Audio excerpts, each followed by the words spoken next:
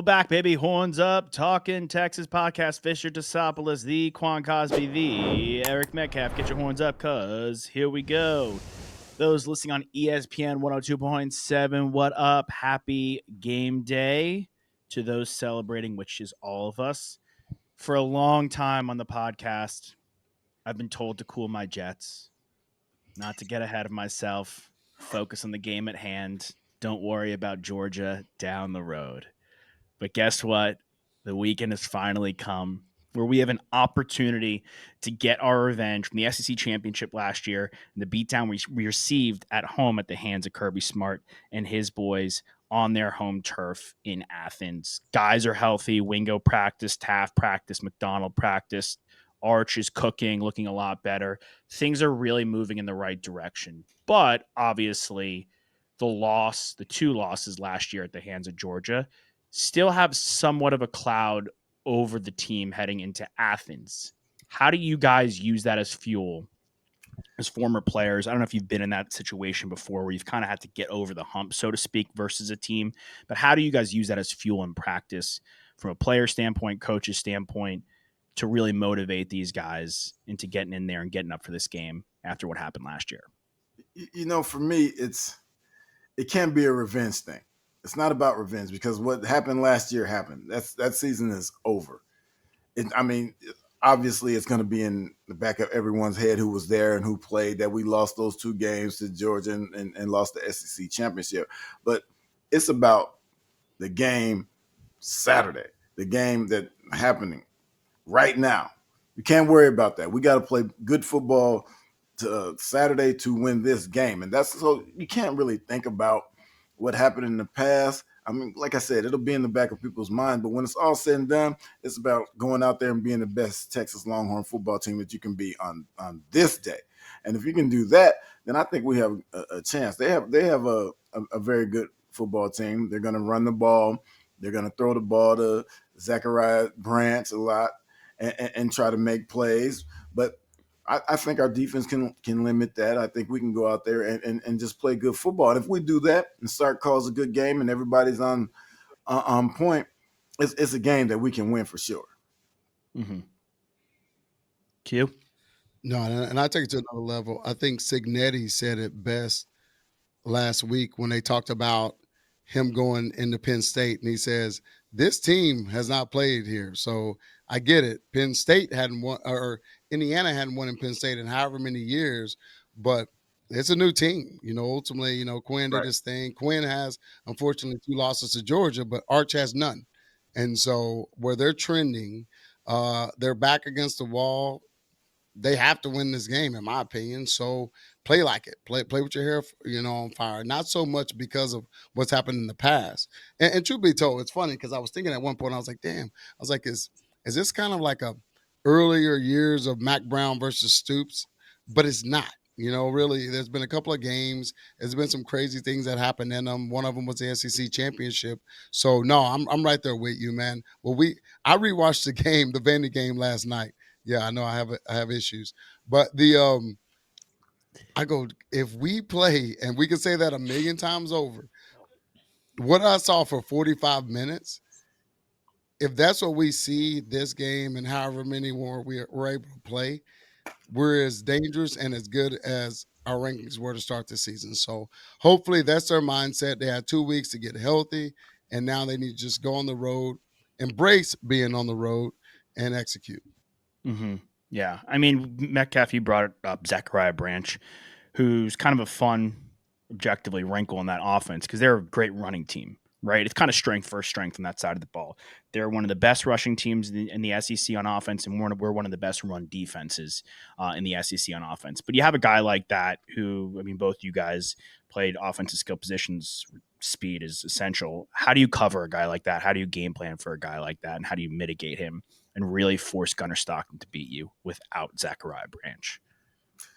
I think you just do what you do. I mean, the downside of this is with PK's defense, it's a bend don't break style of defense that he calls, right? And so what he tends to play, especially when you have a receiver of this caliber, he kind of defends that because he doesn't want to give up the big play.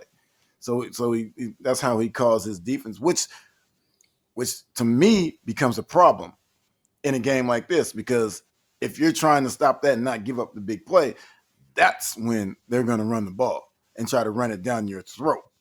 So it's going to be that front seven that's going to have to deal with the run pretty much by themselves, and the defensive backfield is going to have to take care of Zachariah Branch and Gunnar Stockton and what they do in their passing game. And so it's going to be a tough ask, but at the same time, we do have players. We have players across the board at each level that can make plays.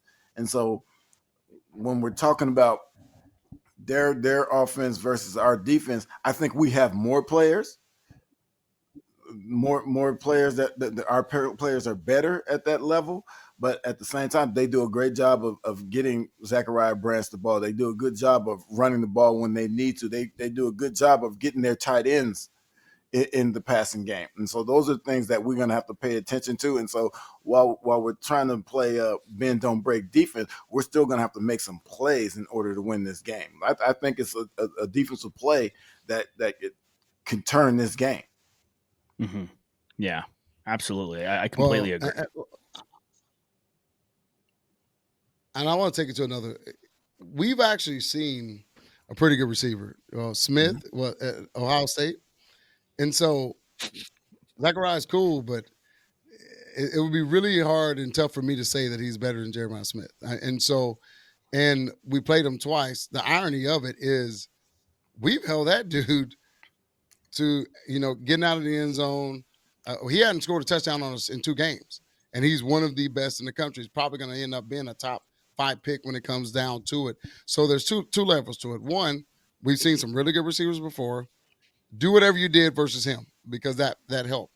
But secondly, in the last 4 games, we led the country in sacks. Now, the irony of it, we lead the country in sacks for all the games, but last 4 games is when we've gotten most of them. So keep doing what you're doing.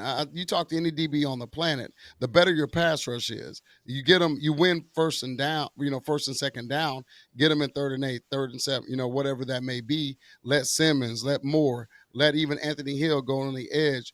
Let, all these different dudes get to that quarterback, get to Gunnar Stockton. That'll help your back end too. And so I think is that PK's done a great job of handling these amazing receivers that he's seeing. Do that. Let our D tackles, let our D ends continue to do what they're doing. Put pressure on them at the end of the day. If you let them go back there and play action and do what you do, we're going to have a long day. Stop the run, get them in long down scenarios, and I think they're going to like the way it works itself out. And going back to the receivers and playing against a Jeremiah Smith. See, and you're right. There's nobody better than him in this country when we're talking about receivers. But I think it has a lot to do with the play calling and how they use him, and which is differently than Georgia uses Zachariah Smith, right? You don't see Zachariah Branch. You don't see Jeremiah Smith running deep overs and crossing patterns as much as you do with Zachariah Smith. You see Jeremiah Smith catching deep balls and outs and hitches and all those kind of things, and then turn them into something and post patterns and things like that. And so I think what Georgia does with Zachariah Smith with Zachariah Branch gives him the opportunity to make more plays in their passing game. Yeah, I think they they use Zachariah Branch a lot like what we saw with Mississippi State and how they used Brennan Thompson. But even more so to what Mike Bobo, the offensive coordinator, has wanted to do the entire season with Georgia, and in particular what they're going to want to do against our team. You said we're one of the best defenses against the run. I'd argue that we're the best in college football at the run. Statistically, Texas Tech gives up less yards on the ground than we do, but just by a hair. But our passing defense, we've seen, has gotten picked apart in certain games, and I think a lot of that has to do with Michael Taft's health. He'll be back in this game, so I trust that either way, irregardless, like they want to run the football. They want to keep our defense on the field. They want to wear us down. They've got 2 running backs who are averaging over 5 yards a carry, and their quarterback has run the ball 70 plus times for 300 plus yards.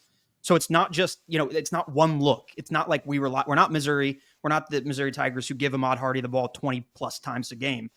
They have a creative run scheme, and they're going to try and do that. And they might, try and beat us over the top with the play action, but we might see Zachariah Branch involved in some sort of jet sweep or something like that. Like, they want to get their playmakers the ball, but as long as our defense can hold up and not give up long drives, I think we'll be in a quality position. But really, like you mentioned, Josh, is strength against strength. And I think ultimately what will be the deciding factor in this game is looking at what happened when they came to Austin and they forced 4 turnovers against us. And the fact that over the course of the last 4 games, we've turned the ball over 1 time. And our offense is playing as hot as it has been the entire season. And Arch Manning is playing as well as he has the entire season. So I really think if when it comes down to it, that's going to be the deciding factor is, can we take advantage of a younger Georgia defense who's getting better week to week, but certainly not at the same caliber as they were 2 years ago. Forget even last year, but 2 years ago, 3 years ago. And I think we've got the skill position players to make them pay.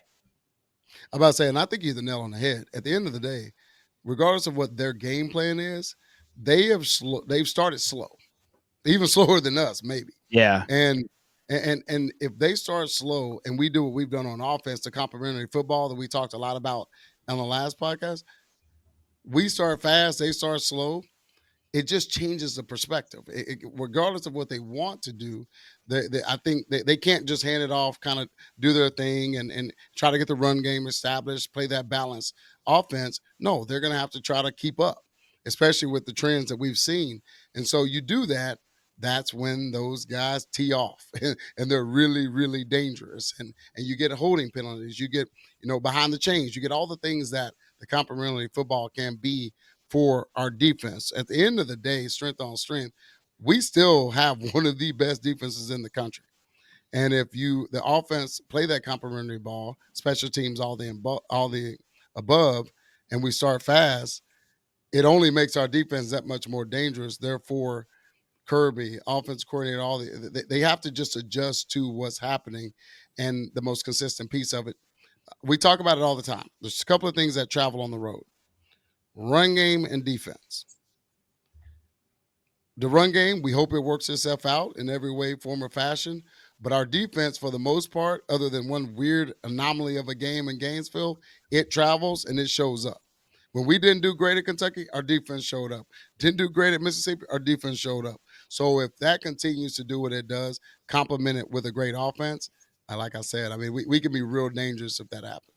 Yeah, but I think the only part is that scares me a little bit, and I don't want to drink too much Kool-Aid weirdly, like, because I want to respect our opponent in their house.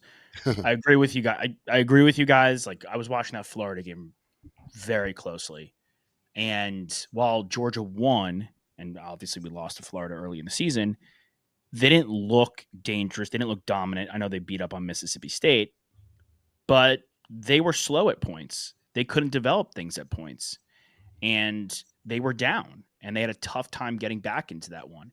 If we start fast, get up fast, that kind of takes away their strength on offense and running the football. We're going to force Gunnar Stockton to make those kinds of plays. But the one thing that does worry me that you brought up is our run game. Our run game has been one of the weaker ones in the SEC, and their run defense is really good. So Baxter being healthy, Wisner obviously being healthy, how do you guys adjust the run game from what you've seen the past couple games going in against this really strong run defense? Right. Man, one, that I think there's been a couple of shuffles on the O-line. They've been trying to figure that out most of the year. Hudson going back to guard, all those different things that we saw. I mean, there were 6 pressures last week, the least we've had all year. So that matters. And of course, the run game was fine. It wasn't over the top even versus Vandy, where we looked as dominant as we have. It was very interesting because we're very close to what Georgia is statistically. Passes under 5 yards, you're talking about the number 1 and number 2. Georgia and Texas are in the country and in the SEC. We both have the most. Now, we've done it as we're trying to figure out our O-line, but why not get Wingo the ball for -1 yards and he take a 76? Why not give more? All of the above, throwing the screens. And so I think you still have to play that ball. You really do, because Georgia, yes, they're not as strong, but they got some dudes. And so to slow that the defensive line, that interior defense down, the quick game has been huge for us. It's been really big. So you do that, you hit a couple of plays, they soften, your run game gets better. And it's But again, and, the road. and I look at it like, in the beginning when everyone was saying that Arch wasn't playing well, it tends to make defenses say, if he's not playing well, we're not going to let the run beat us, right? And so they're stacking up to stop the run because they know that when it's all said and done, we want to run the ball. And so while we say we haven't been running the ball well, technically we have been, because these screens and these quick passes have been an extension of the run, right? We're just throwing it out there quick and letting somebody get a long sweep. If you'll take that, a long sweep, and then taking it 60 or 70, like in Wingo's case. And so I like that we're doing it, but it's one of those things. Even if you're getting 1 or 2 yards, you got to keep running. You have to keep running. You can't just drop back and pass every down, let defenses pin their ears back and rush the quarterback, especially when we've been pressured prior to this last game a lot. And so I think Stark has done a good job. I think because he was listening to me, doing a good job of doing quick screens and tunnel screens and all that kind of stuff to get the ball in the playmakers' hands quick. Like I said, which is an extension of the run, and we made plays like that. So you have to respect that. And so now you can't just line up in that box and just try to stuff it. Yeah. I mean, it's. Yeah, I was going to say basically what Metcalf said, but just the irony of on the call, the broadcast team is always like, well, he throws a bubble screen to the outside, he picks up 8 yards. And that's an extension of the run game, but like we don't think about it when you take it to the house for 75 because it's like it's an explosive play, right? So it's just how we compare certain plays with what we see every Saturday.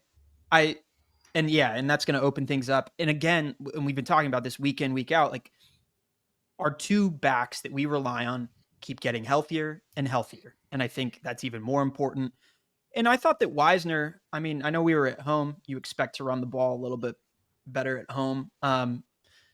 He was 4.3 yards per carry. He ran the ball 18 yards for 75 yards, and he scored a touchdown. That was an effective game against a quality SEC opponent on the ground. So it's not like that's the case every single week, even though our yards per game from a rushing standpoint isn't necessarily where we'd want it to be.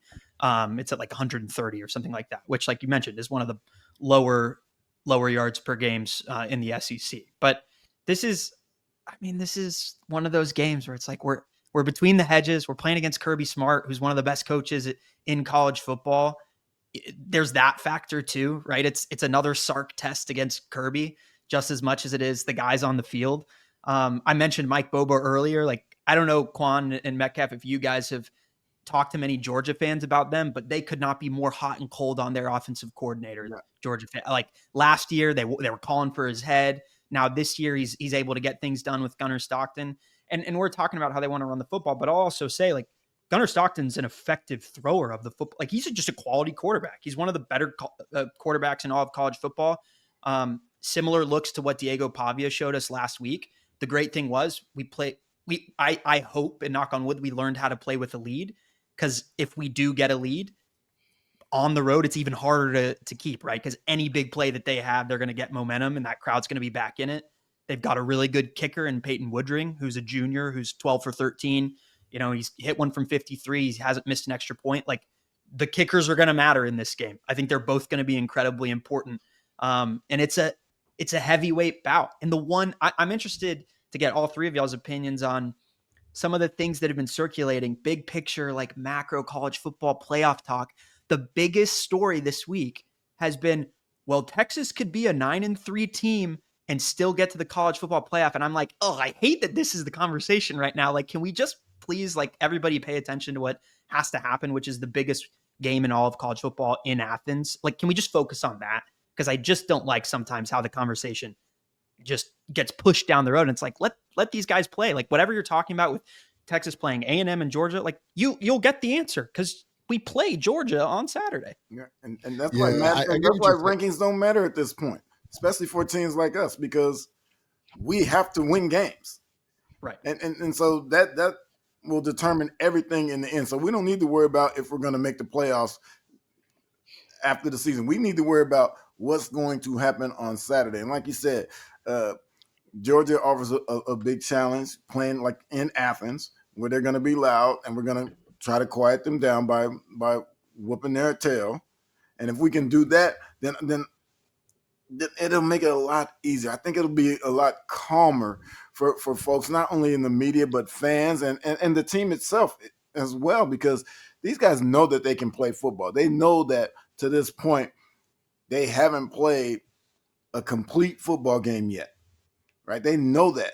And having not played a complete game, they're still in position to do some big things. And this is just a test for them that I think that they'll be ready for, because they have no choice but to be ready for a game like this, right?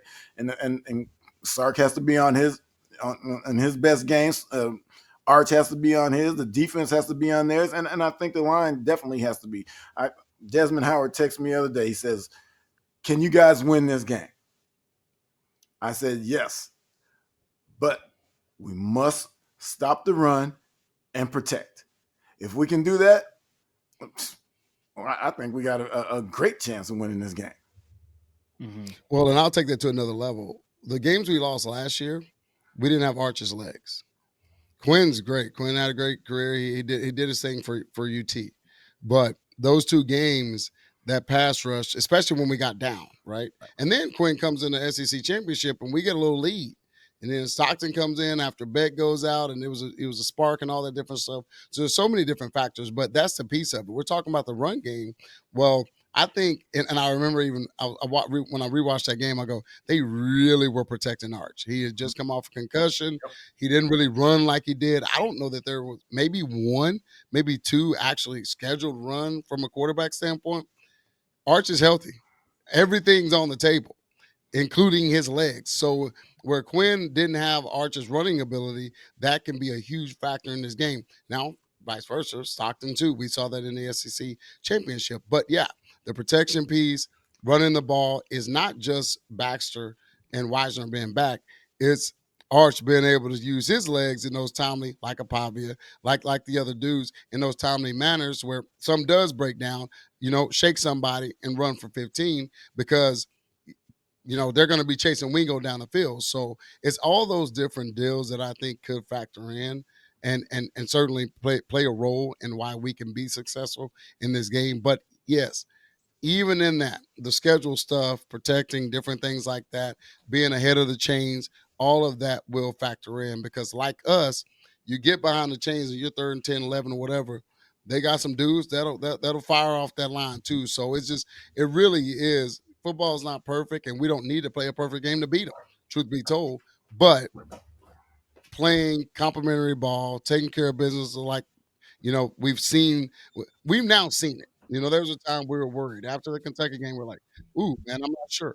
Mississippi State second half, we go, "Okay, that's what we've been waiting on." And then for 3/4 of Vandy, we're like, "Yeah, that's exactly what we've been waiting on."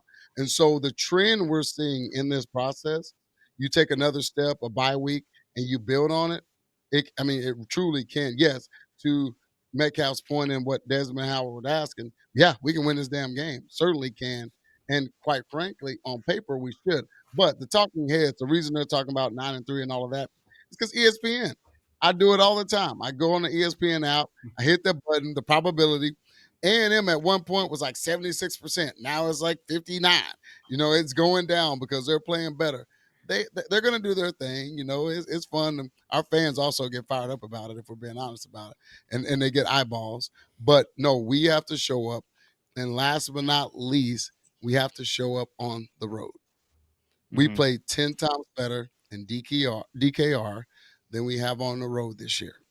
And so the doubt that's creeping in, the reason they're throwing out, if can Texas make it into 9-3, is because they actually have a lot more confidence of what we'll do versus Arkansas A&M, even though they don't matter yet. But what we've showed on the road, until we prove it and play not even a total complete, but a better complementary and complete game for 3-4 quarters, they're going to have their doubts. But I do think after this bye week, Sark after the bye week, I think it's 14-3. Even after the Florida game this year. Come on, No, I let's mean, do he that. said it. He said do it like that. he said it perfectly. He's like, it came at a perfect time. Like, Tass, you brought it up. I think a huge reason why Mississippi State got out of hand a little bit. They came back against Vanderbilt. No Taff. Getting him healthy is massive. He's such a pivotal piece. Having McDonald healthy is massive. Obviously, Wingo got dinged up. Having him healthy is massive. Like all these guys being fully healthy at their full tilt, like you said, Arch at full tilt is so it just really gets this team in the perfect position to succeed because at full tilt, this offense and this defense can really cook and play the complementary football we've seen at points, but not for a full game. And I'm not really, as the resident get ahead of the chains, get hyped about the college football playoff, look what we're ranked guy. There's so many more important storylines and factors for me in this particular game than the college football playoff down the line. I want to see Sark beat Kirby Smart. That's just so important to me. We've seen other coaches do it in previous rivalries or previous, big blue blood programs playing each other that haven't been able to do that. And then we've seen those programs kind of take off from there and excel. I want to see Arch go on the road in a crazy environment and show the world what we know, we've come to realize is how strong and how well he's developing. But everyone else is, leaning into 7-8 weeks ago at the beginning of the season and carrying that through. We see on this show, and we see as fans, how well he's been playing the past few weeks. I care more about this game for those guys than I do about the college football playoff at this point. Because like you said, Metcalf, rankings don't matter. Last week, Virginia was in the college football playoff. Guess what? Now they're out. And it's November. So it's all speculation. It's all hypothetical. None of that really matters except those little storylines of having our guys get over the hump in certain aspects. And then I think from there, this will prove not only to the team, to the fan base, but the entire nation, the win will speak for itself. Then all the speculation goes out the window. Then the 9-3 thing goes out the window. Then the conversation around us completely changes because they're saying we can make it as a 9-3 team because people are anticipating we're going to lose this game. They're 6-point favorites. Understandably so. They're a really good football team. They're at home. But we win this game, the conversations change. Everyone shuts up. And then all that happens is us taking care of business game after game against Arkansas and then A&M when it happens. Yeah, I mean, you can't convince. This is the biggest game that we've played in all season. I don't care that we played the number one team in the nation week one and we had to play it at their house. Like Ohio State was not the same team week one. Nobody's the same team week one that they are at this point in the season. We're going on the road at Sanford Stadium. They hadn't lost a home game since 2019 until Alabama beat them earlier this season, 24-21. Ty Simpson, by the way, is the quarterback for the Alabama Crimson Tide, and that guy's playing better at the position than anyone in all of college football. And to include in that, they didn't score a point in the second half, Alabama, and they still ended up winning that football game. Ole Miss had a chance at Georgia on the road, right? Between the hedges and what happened. And we were talking about, if we get up early on them, like that we're in a good position. I agree we're in a good position. But, they scored 43 points against Ole Miss. Like, this is a really good football team. And to your point, Josh, about that this game offers so many different nuances from a storyline standpoint and why college football is so exciting is like, we're going to be in those 3rd and short situations. We're going to be in the red zone. We're going to be in those 4th and short situations. Sark is going to have to answer the call from a play calling standpoint. Arch is going to have to answer the call. We were talking about, that RPO. Why, we keep running that on 3rd and 3, and it scares us because it puts all the pressure on Arch to make that decision. Well, guess what? Kirby's not going to blitz 6 guys every single down, but figuring out when he does that, that's going to be a game within the game. That's going to be so exciting. Like this is literally what it's all about. Like I'm so excited for this game. It's the biggest game on our schedule by far because who gives so much bigger than the Vandy game. It's bigger than the OU game too, because it's not the Pitt coach said it this week. It's kind of a ridiculous quote. I think they asked him about like Notre Dame. He's like, I don't care. We could lose by 70. They're not in the ACC. I'm like, all right, well, that's not like a great motivational thing for the guys in the locker room. But I see where he's coming from. Right. The Ohio State game, whatever. It all matters. If you want to play, deep, meaningful football, it all matters about winning your conference games. Great bringing up Alabama. What was the narrative around them after week 1? Fire Kalen DeBoer. Ty Simpson stinks. If they had Jalen Milroe, where would they be? What's the narrative around them now? Nothing. No one talking about them because they're winning football games and they're shutting everybody up. Right. It's crazy when it's all said and done. ESPN is you have these rankings and all that because they're filling TV time. Oh, yeah. That's why you have the shows because everyone knows it doesn't matter until it's solved on the football field. Everybody has to solve it on the football field week in and week out for the next 3 weeks. And that's where it's going to get figured out who's going to make the playoffs, right? And so, like you said, this is the biggest game for the Longhorns this year to this point. It is the biggest game. And now they just got to go in there and play Longhorn football. If they do that, they have, like I said, they have a great chance of winning this game and quieting down that crowd and walking away with the win. We saw it a couple of years ago. No one has beaten Alabama. Alabama was 50-something and won in the SEC before Texas went there. You can't beat them there. Yes, you can if you go play good football. If you go take care of your business, if you do what you do each and every day in practice and be the players that you are, coaches be the coaches that they are, we win the game. Yeah, and it's like it reminds me like when people are like talk about betting. It's like this team hasn't lost. They're 16-0 in night games in the last decade when the opponent lost their last game. Like that actually doesn't mean anything about the X's and O's of this game. It means nothing because, like you said at the top of the show, and the first question I asked you, the team that won the first 30 games was different than the team that won the first 10. Or the first, like they're all different teams. So them being, it's impressive, but that's just what it is. It's impressive. They take care of business at home. But it really doesn't matter because they're different guys. And that's why Alabama is able to go do that. That's why we're able to go do that against Alabama. I want to go around the horn here. Q, we'll start with you. Metcalf, Tass, I'll go last. And then we'll go reverse order if that's cool. Offense, key player of the game. Cannot pick Arch Manning. I know. Can't no, man. I mean, that it's hard not to pick him because at the end of the day, it's the obvious choice. Our offense rolls. I mean, dudes can be open all day long. If you don't hit them, Houston, we got a problem. Squad Arch Manning pick. I'll go to another. You know what's interesting?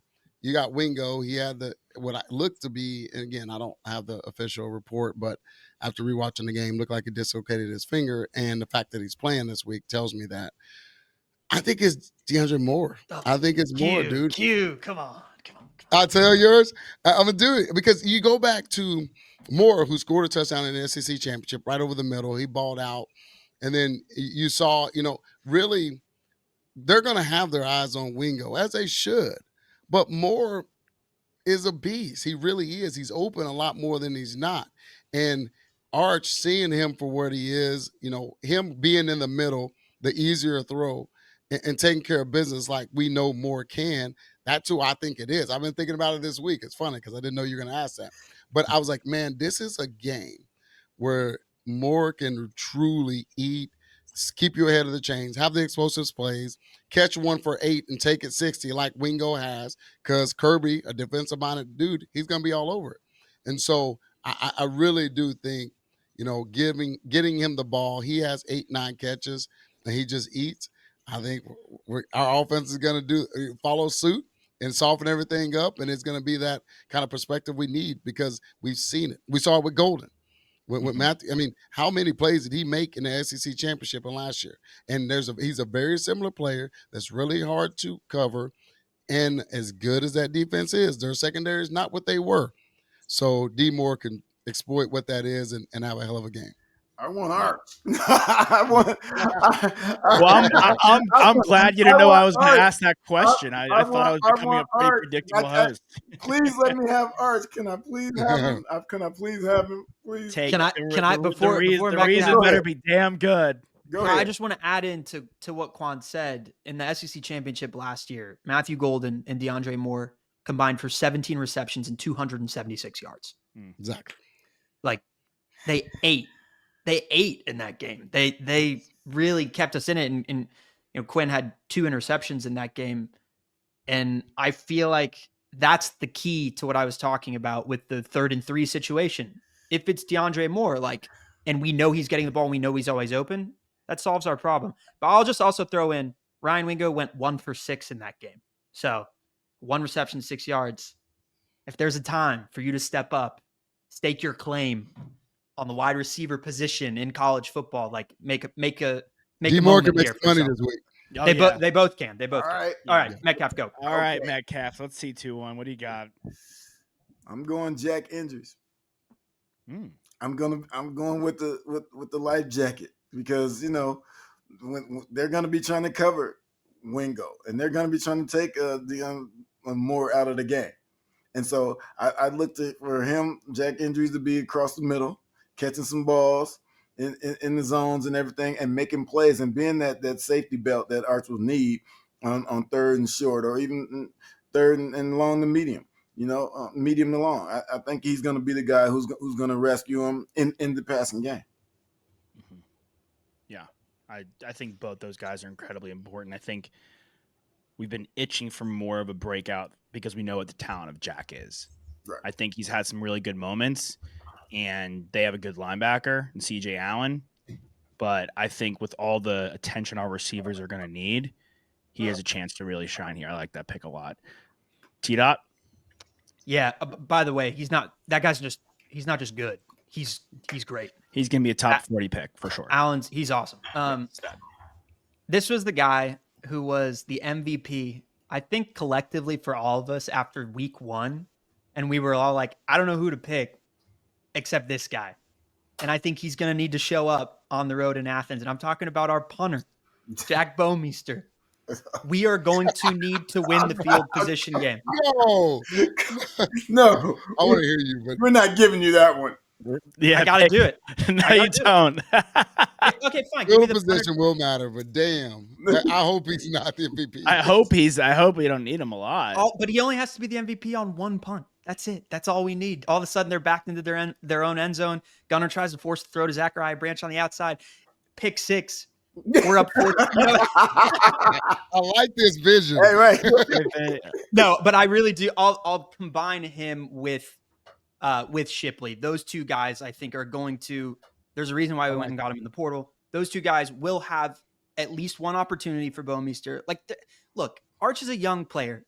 There very well might be a situation where we're 3rd and 2. He drops back. He takes a sack. We have to punt the ball. And if we're in that situation, yeah, we can put it into the end zone and it's a touchback for them, or it gets down to 3, or our guys are ready to go on special. Point being, special teams has been one of our strong suits the entire season. So throw Niblet in there as well. All 3 of those guys will have to show up. And if we can win that phase of the game, I think we're giving ourselves a real good shot, because Kirby's a coach that always has his special teams units, tightened like a screw. So we've also already talked about a lot of the guys, so I'm just throwing those 3 guys out there. Hey, we all have to welcome to my world of adjustment. When it made sense, but when you said the punter by himself, I'm like, come on, cuz.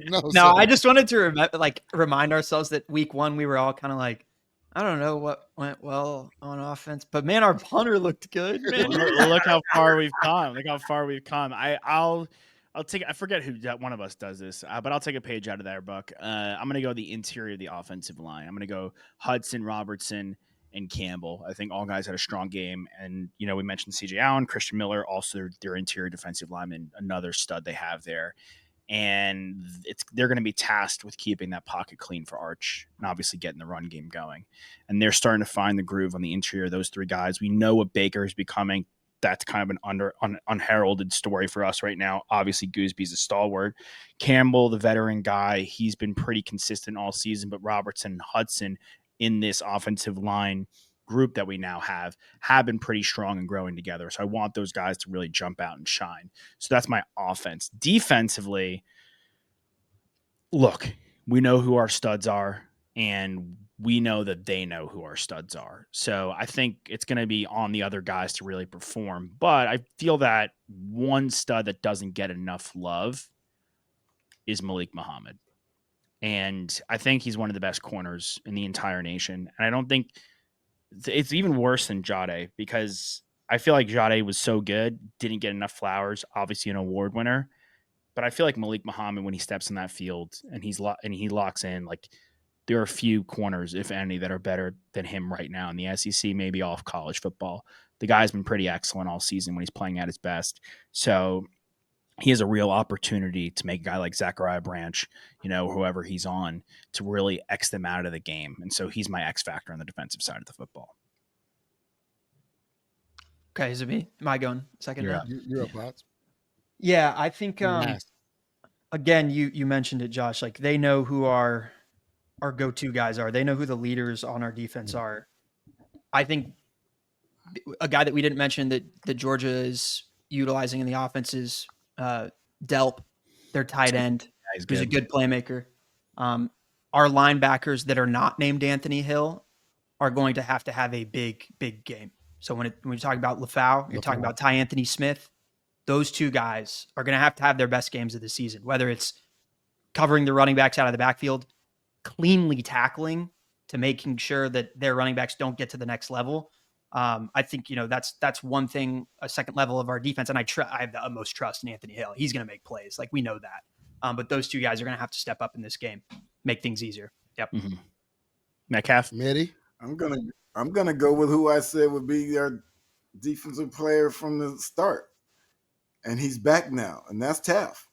And I say him because we know that Georgia's going to want to run the ball, and so the front seven is going to have to take care of their business pretty much on their own, which leaves those guys in the back by themselves on islands. And so I need Taff to be the guy who makes sure everyone's in the right position, and make sure to be over the top if those guys get beat, which we hope that doesn't happen. But I need Taff to be in position and have that entire defensive backfield in position during this game, because they're going to try to go down the field. They're going to try to back us up just so we can't stop the run. And so I think Taff comes back in and makes enough plays both in the pass game and the run game.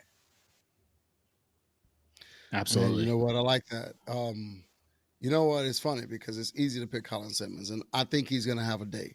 I think my biggest worry about him is he needs to compose himself, because you get those big games, he gets amped up, he does his thing, but he's not my pick. It's opposite of him. I think it's Trey Moore. I really do. I'm sticking with Moore, on both sides, because when he's getting, chipped and all the above on that side, Moore's going to have to make plays. He really is. And I saw a couple of plays last week where he didn't lose containment. He came up the field a couple of steps, and this is the biggest piece of it. And Pavia went, did what he did as a quarterback and stepped up, and Moore, boom, met him at the line of scrimmage, got a sack. So that discipline on that side of it to keep Gunnar Stockton, because if we go back to the SEC championship, he killed us with his legs. He really did. I think he ran for 70, 80 yards. And so he killed us with his legs. We didn't know much about him, but keeping that, keeping him behind the chains or not giving up those big explosive plays with Gunnar when the play breaks down or when our defense is doing their thing, or when Simmons, rushes him on the other side. Moore has been huge when he came in. And again, it's been a collectible between Hill, Moore, now all of the above, but Moore being that starter and the versatility that he has, where he does go down on the edge or he can come back as a linebacker. I just think that versatility, if he has a hell of a day, he's, north of 6 tackles, he has a sack, that type of thing, it only frees everyone else up, because I do think Kirby, as smart as he is, he's going to chip, Simmons. He's going to do what he does to try to eliminate Simmons being as big a factor as he always is. And whoever is opposite, and starter, in my opinion, is Moore. But, again, I know Tass like a little somebody on that other side too. I mean, yeah, call that guy Captain Clutch, though. Like last 2 games, who's made the big plays in the biggest moments at the end of the game? That's exactly my point. Oh, well, you're talking about 9-1. I'm talking about 9-1. I'm talking about Ethan Burke. Yeah, you're talking about him. Well, but both those guys, 12 guys ended up in the box score last year in the SEC championship that are still on the team. Both those guys, they know what that tasted like to get that L from Georgia. They know. And just and I said Moore mainly because of him starting, but Ethan Burke, they rotate. Mm-hmm. Right. But what I basically should have said is whoever is opposite of Colin Simmons at the end of the day. But it's 9-1 is Burke. It's Moore. It could be Anthony Hill. It could. There's several dudes they've been rotating even more. Yeah, like Jackson might get some snaps too. Yeah, it could be absolutely. And whoever's opposite, eat. because you're going to have an opportunity. When you're one-on-one, get to them. Take care of business. You will make the run game better. You'll make our back end better. And then keeping Stockton uncomfortable, going back to that, I think it's 34, 36 sacks in the last 4 games. That's going to be huge for our defense and getting off the field. And it goes back to your point with talking about Moore coming off and making tackles on Pavi. It goes back to PK telling these guys, don't get too far up the field.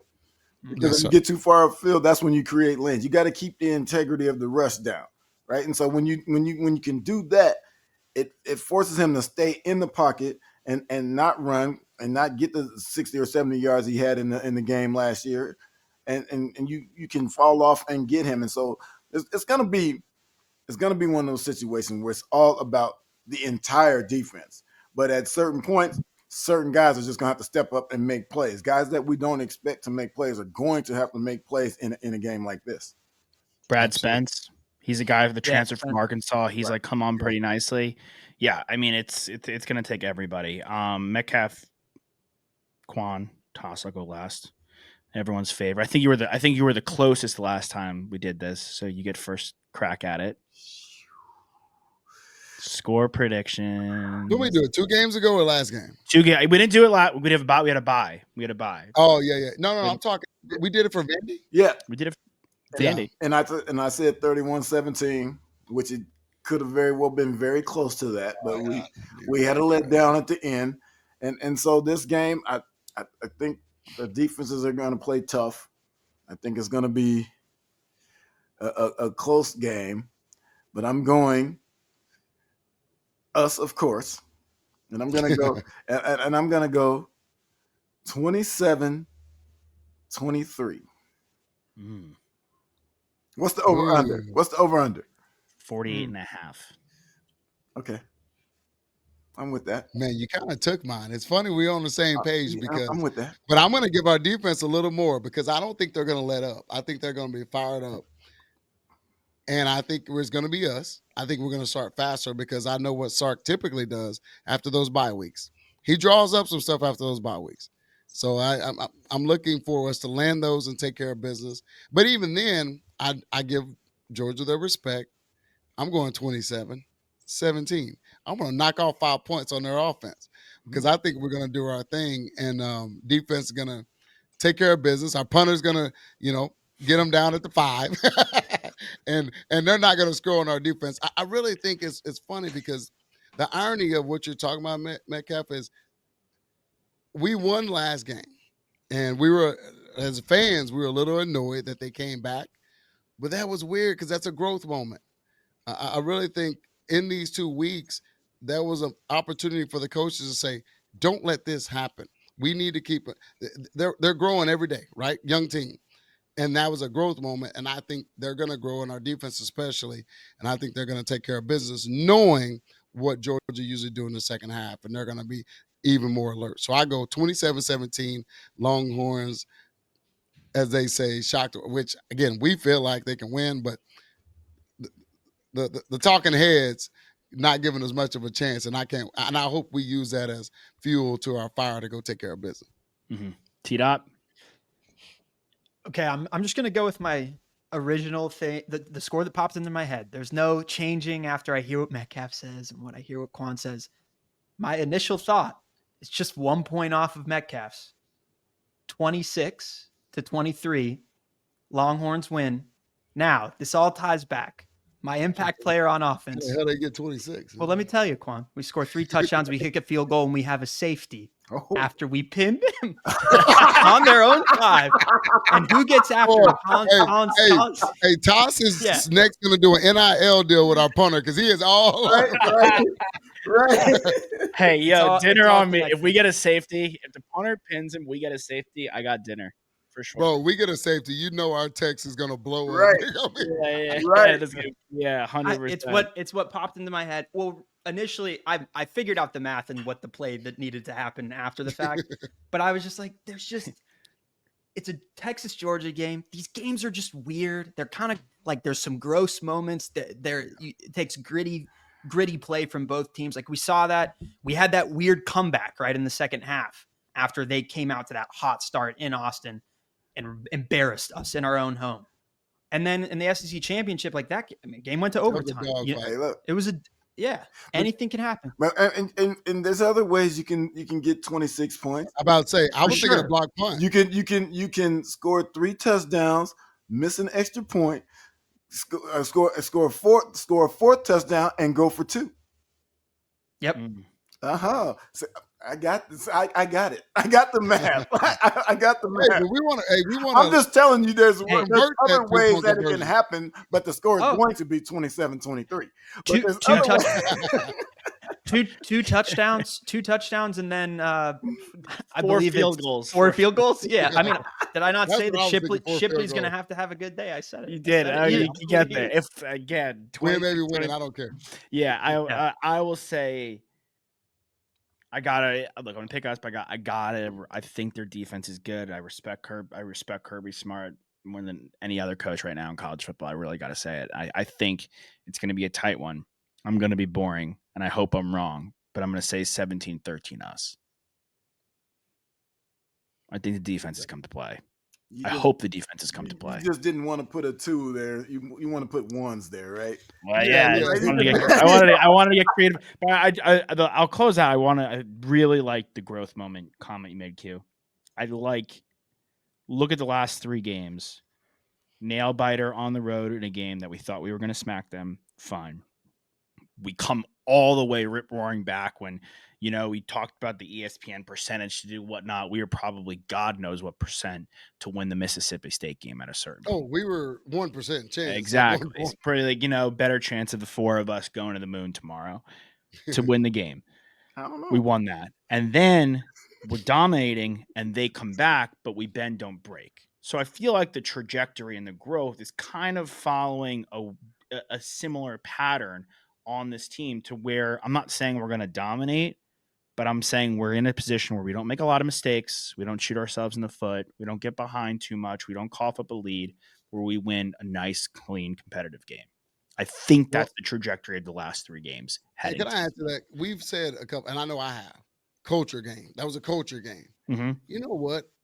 That was what we've said after the fact because they found a way to come back. Why not this be a culture game where you play a damn complete game on the road, bro? Like after a bye week, you go over there and you take care of business. You run the ball. Now, they're going to make some plays. They're good. But let it be that. Impose your will on somebody in their crib. Like that could be a culture moving type, perspective. Because you know what we are doing? We got old boy, the DN from Georgia, Kirby's hometown, recruiting. We're recruiting in Georgia.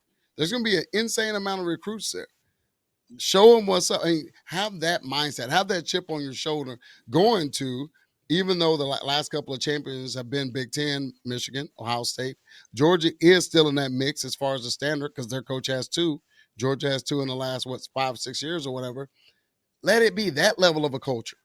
Let it be that level of growth. Go in there with a chip on your shoulder, healthy as you've been since camp, maybe even more than camp because Baxter was out. Yeah. And go impose your will on somebody. Be the more physical team because that's what these games truly really boils down to. Who's most physical? When it's all said and done, let's just win, baby.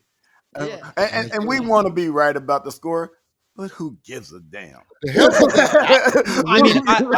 Look, I'm predicting safeties. What are we talking about? Yeah. Hell, you know what? Hey, Tass, if we come in here next week and they're like, man, that was a weird game. We won 2-0. We're going to be happy as hell. Right. And that's all it was. And we're going to give Tass his flowers because he said there was going to be a safety. Yeah. I mean, as soon as but even still, like as soon as it came out of my mouth, I said 26-23. And then Josh, you said what you said about it being a low scoring game and these defenses coming to play. I mentioned like that Ole Miss Georgia game that was in Athens, like that was a crazy high scoring game. I could easily see, like my mind could picture this. Sometimes it can't, right? But my mind could picture this game being 45-42. I mean, they're not Iowa. These offenses are really good. Right. Like both these quarterbacks, if they play to their potential, are 2 of the better quarterbacks in all of college football. We know our skill position players. We talked about theirs. Like it's all. That's what makes it so exciting. It was interesting what Quan said about they've been to 4 straight SEC championships. They've won 2. They won last year, obviously. 2 years ago, Bama won. Georgia won the year before, and then Bama won the year before that. But Sark, in the presser, he had a funny quote, I would say, as he was talking. Their level of consistency has been pretty high for the last decade. Credit to those guys. I don't know what constitutes a dynasty or not, but these guys have played 4 straight SEC championship games and are trying for 5. I think that's pretty good, especially when a lot of teams and coaches in our conference haven't played for any. And I was like, okay, sorry. Hey, Okay. I like that. hey man, I was like, just taking straight, A&M, and then DeBoer at Listen, Alabama, taking straight. And guess what? They're going to play for one this year. Hey, Yeah, A&M's, no matter if we beat them or we don't. I actually appreciate that in him. I like his chip. So that's my point, though. I need this team to have Sark's chip on their shoulder and go play like it. I love that comment. Now just team, go prove them right. Ben said, I like it because it was Monday, not Saturday. Because when we had game day in Austin and he was up on the stage, and I was like, "Are we locked in? Where are we?" And Ben said it. Go back to our 05 year. Ben said it, and after they beat Michigan, we'll be back. right. Nobody go, oh my God, how dare you say that? No, we said let's prove them right. Sark said that he threw a little subliminal messages to those cats over east, but go prove them right. Play coach on that level, and if you have that chip on your shoulder,